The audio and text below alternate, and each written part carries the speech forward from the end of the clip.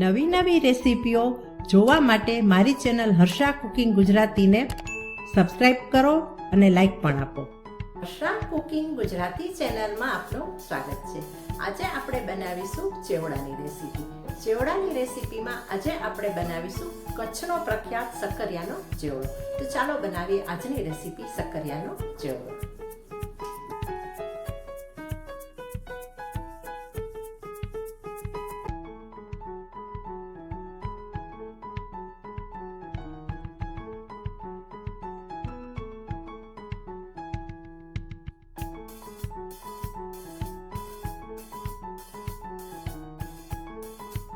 શકકરિયાનો ચેવડો બનાવવા માટે અહીં મેં 500 ગ્રામ શકકરિયા લીધા છે અને શકકરિયાને ધોઈ લીધા છે. હવે આપણે આગળ પાછળનો ભાગ કાઢી લઈએ. સૌ પહેલા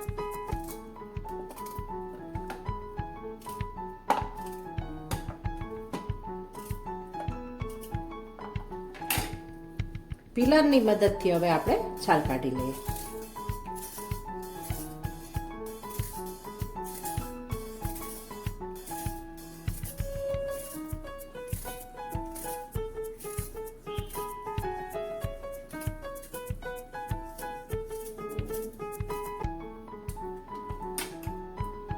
છાલને કાઢી લીધા પછી હવે આપણે પાણીમાં ડુબાડતા જઈએ. આ રીતે બધા જ શકકરિયાની છાલ કાઢી અને શકકરિયાને આપણે પાણીમાં ડુબાડી દઈએ. શકકરિયાની છાલ ઉતારી લીધી છે અને છિલકાને આપણે યુઝ નથી કરવાના, તેને આપણે ફેંકી દેવાના છીએ.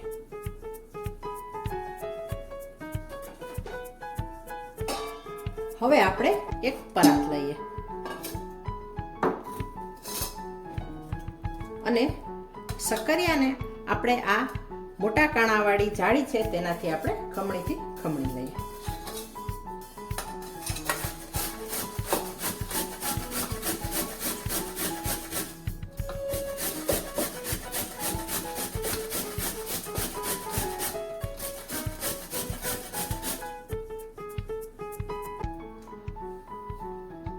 આ રીતે આપણે ખમણ તૈયાર કરીએ.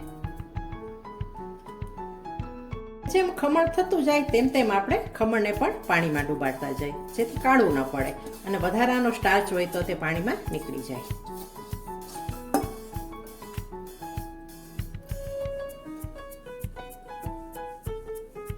એક શકકરિયાની આપણે આ રીતે ગોળ સ્લાઈસ કરી લઈએ અને તેને પણ પાણીમાં ડુબાડી દઈએ. અને કાતરીને આપણે એક સ્વચ્છ કિચન ટોવેલ પર પાથરી દઈએ.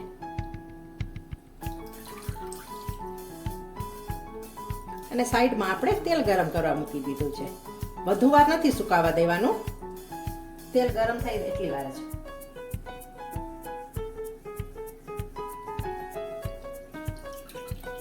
આ રીતે પાણી કાઢી લેવાનું છે.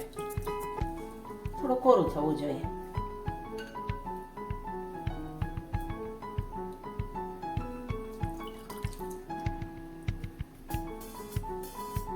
પાથરી અને થોડું આપણે ફેલાવી દઈએ, જેથી જે વધારાનું મોઇસ્ચર હોય ને તે આ કોટનના કપડામાં આવી જાય અને ખમણ થોડું ડ્રાય થઈ જાય. પાણી શોષી લે. વધારે ડ્રાય કરવાનું નથી, પણ માત્ર પાણી શોષાવા દેવાનું છે.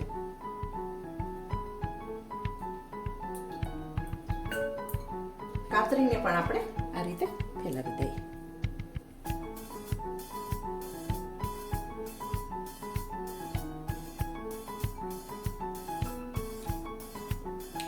અહીં કડાઈમાં તેલ ગરમ કરવા મૂક્યું છે. સૌ પહેલા આપણે સિંગદાણા તળી લઈએ.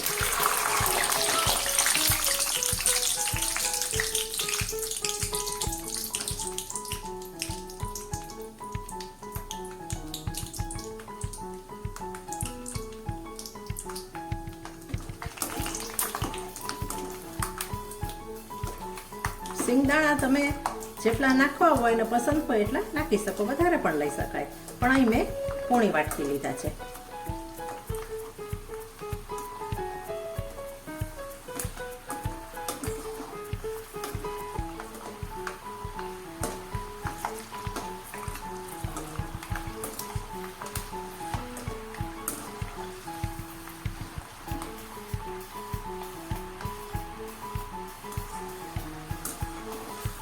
સિંગદાણા તળાઈ ગયા છે. હવે આપણે કાઢી લઈએ.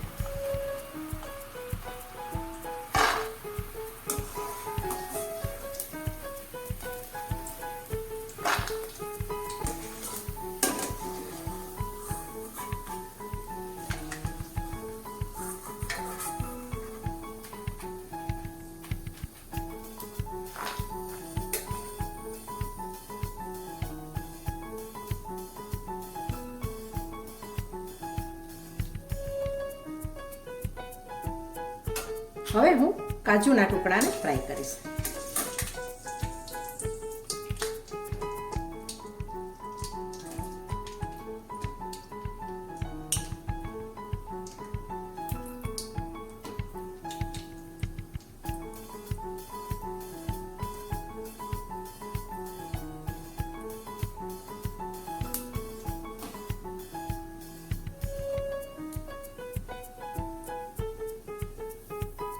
કાજુના ટુકડાને આપણે કલર ચેન્જ નથી થવા દેવાનો, થોડા ફ્રાય થાય એટલે કાઢી લેવાનું છે.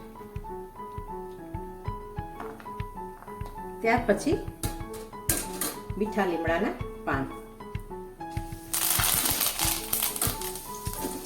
બહુ સરસ લાગશે આ ચેવડામાં મીઠા લીમડાના પાન. કોઈ પણ ચેવડામાં નાખો તો સરસ લાગે, બહુ સરસ ફ્લેવર આવે.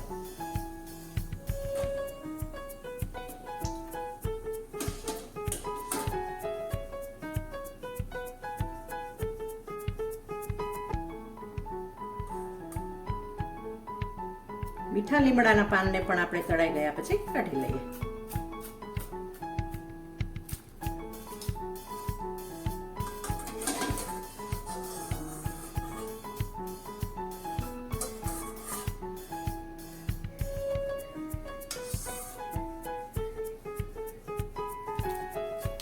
આપણે જે ખમણ છે તેને તળી લઈએ.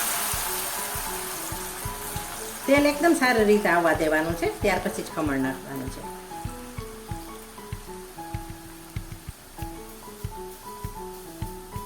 ખમણને આપણે સારી રીતે તળાવવા દઈએ.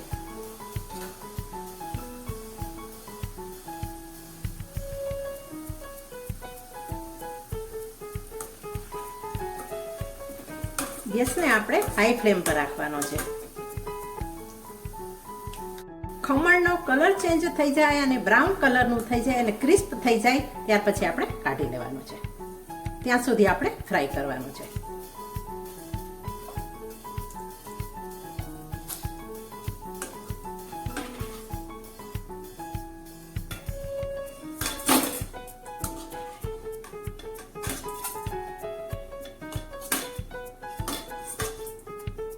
આ રીતે આપણે કાઢી લઈએ બધું જ. ચિપ્સને પણ આપણે તળી લઈએ. તેને પણ આપણે ક્રિસ્પ કરવાનું છે.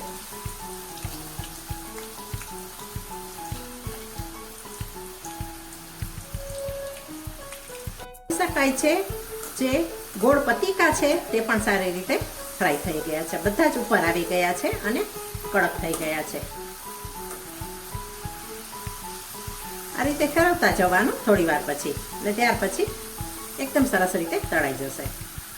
હવે આપણા પતીકાને પણ કાઢી લઈએ.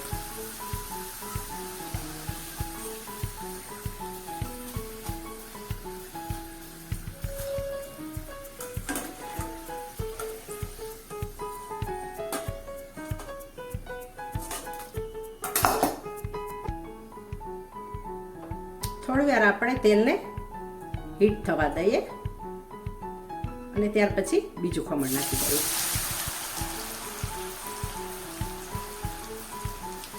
જે પેલો બેચ તળાઈ ગયો છે તેમાં આપણે મસાલા એડ કરતા જઈએ, નહીંતર એકી સાથે બધા કરશું ને તો બધામાં મિક્સ નહીં થાય. મરીનો ભૂકો એડ કરી દઈએ. મીઠું એડ કરી દઈએ. જો તમે ફરાળ માટે બનાવતા હો તો તમારે સિંધા લૂણ કે પિંક સોલ્ટ ઉમેરવું. દળેલી ખાંડ. ત્યાર પછી આપણે મિક્સ કરી લઈએ. અને જ્યારે બીજો નાખશું તળાઈ જાય એમાં પણ આ રીતે આપણે નાખી દેશું, જેથી બધા ચેવડામાં સારી રીતે મસાલા મિક્સ થઈ જાય અને ચેવડાનો સ્વાદ ખૂબ સરસ આવે. શક્કરિયાના ચેવડાનો બીજો બેચ પણ તળાઈ ગયો છે. આપણે પરાતમાં લઈ લીધો છે. તેમાં પણ આપણે મીઠું એડ કરી દઈએ. મરીનો ભૂકો એડ કરી દઈએ. થોડી દળેલી ખાંડ એડ કરી દઈએ અને ચટપટો અને ટેસ્ટી બનાવવા આપણે આમચૂર પાવડર ઉમેરી દઈએ. ત્યાર પછી આપણે કિસમિસના ટુકડા કે કિસમિસ આખી ઉમેરી દઈએ અને તળેલા સિંગદાણા અને કાજુને ઉપરથી થોડા આપણે આથરી દઈએ. હવે બધું આપણે મિક્સ કરી લઈએ.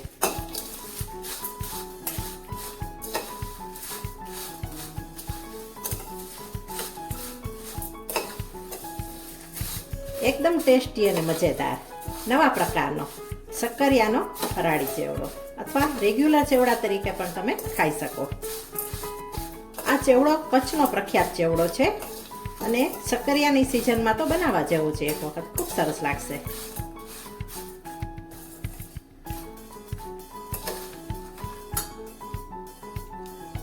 કચ્છનો પ્રખ્યાત શક્કરિયાનો કુરકુરો ટેસ્ટી અને મજેદાર ચેવડો બનીને તૈયાર થઈ ગયો છે. જોઈ શકાય છે કેટલો સરસ.